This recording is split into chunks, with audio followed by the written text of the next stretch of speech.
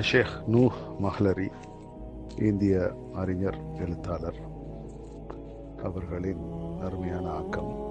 உன்னை ஒன்று கேட்பேன், உங்களுக்கு சுவனம் செல்லும் பாக்கியம் கிடைத்தால் என்ன செய்வீர்களோ தெரியாது. ஆனால் என் இறைவன் எனக்கு சுவனம் செல்லும் பாக்கியம்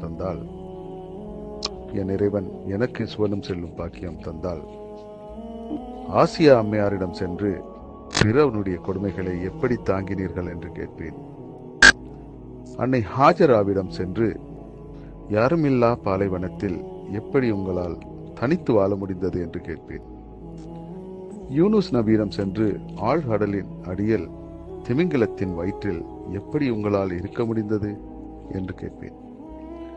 மூசா நபியிடம் சென்று பிறவனுடைய கொடுங்கொன்மையை உங்களால் எப்படி தைரியமாக எதிர்க்க முடிந்தது?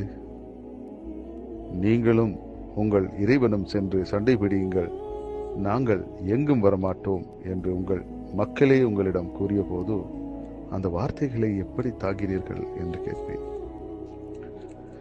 சுவனம் குறித்து வாக்களிக்கப்பட்ட 10 நபித்தோழர்களிடம் சென்று நீங்கள் சுவனம் நுழைவீர்கள் என்று தெரிந்தபோது உங்களால் எப்படி தூங்க முடிந்தது என்று கேட்பேன்.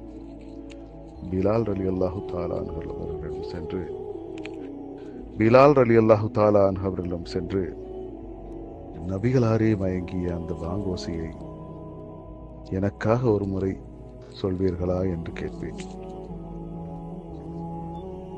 அலி ரலியல்லாஹு தஆலா அவர்களிடம் சென்று ஹிஜ்ரத்தின் போது அந்த இளம் பருவத்தில் நபிகளாரின் படுக்கையில் பயமின்றி உங்களால் எப்படி தூங்க முடிந்தது என்று கேட்பேன்.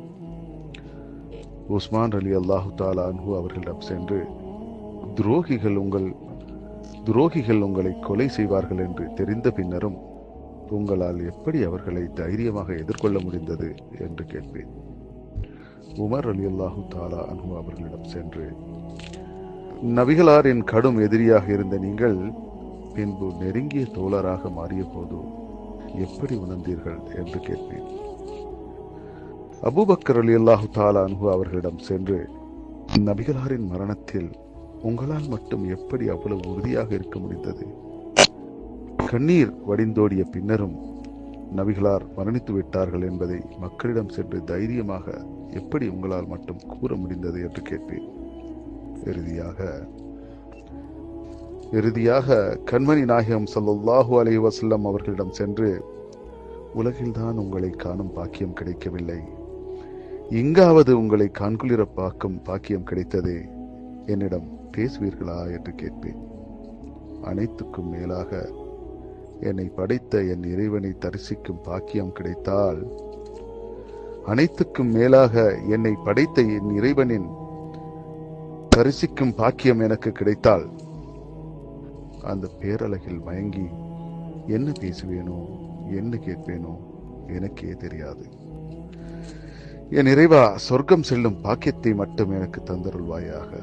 என் இறைவா, சொர்க்கம் செல்லும் பாக்கியத்தை மட்டும் எனக்கு தந்தருள்வாயாக. ஆமீன்.